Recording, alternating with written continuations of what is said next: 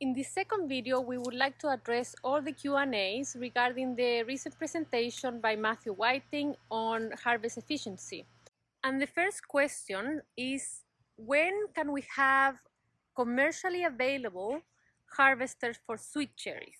So in terms of the mechanical harvest, the longer term strategy that I described with the fully mechanical harvest system is at the advanced prototype stage. So really, it would just require meeting with an equipment manufacturer and looking at the machine that's been produced and has evolved over the last 20 years.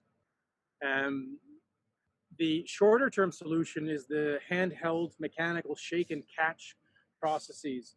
Now those we've had also advanced prototypes. Nothing is commercially available, but we don't imagine it would be particularly difficult to put together this kinds of systems that we've been evaluating and basing our research upon. They're fairly simple, should be fairly inexpensive. We've done some large scale tests that have shown improved fruit quality, so versus hand harvested. So we feel pretty confident even with the research prototypes that we've been using. So a handheld system could be in a very short term solution. Longer term prospect would be the fully mechanical system. Can you comment on the fruit quality of mechanically harvested fruit? Well, yeah, we've actually seen improved fruit quality. So I showed you that we're able to harvest the fruit in some cases 5 to 6 times faster than picking by hand. It is stem-free cherries, which we've been working with for years in the processes of actually having those stored and packaged and marketed and consumer perception studies. But fruit quality, just as a summary of all the work that's been done, fruit quality is improved, even using our prototype shake and catch systems. We have no pitting. If you have a good abscission zone and a good abscission scar, we have no tearing, no juice leakage. We have no problems with that, nor problems with any pathogen or fungal diseases in post-harvest. And I took a picture the other day, actually, at a local retail outlet of a bag of cherries with stems, and the stems were already browned and shriveled, and they really looked bad. And so you don't have that issue. We've seen that the cherries last a lot longer than the stems. And so we could also take advantage of that simple fact. If you have a shake and catch that's localized, you can like put some kind of a tray or bag or something under here. Mm-hmm. And you could do each level and minimize damage. What if you have a vertical going up? Would you like shake it from the bottom and have everything just come down? And would that, what effects have you seen there? Yeah, so a system like this is with horizontal layers that are very accessible is ideal. Mm-hmm. I think just for the reason that you just said, you can do a localized shake perhaps at this point, and you know that if you apply just the right amount of energy, you'll capture just this portion of fruit. Done a lot of work with Dr. Karki, presented earlier, and other students looking at the vibrational actuation, how much power to put in to release the fruit.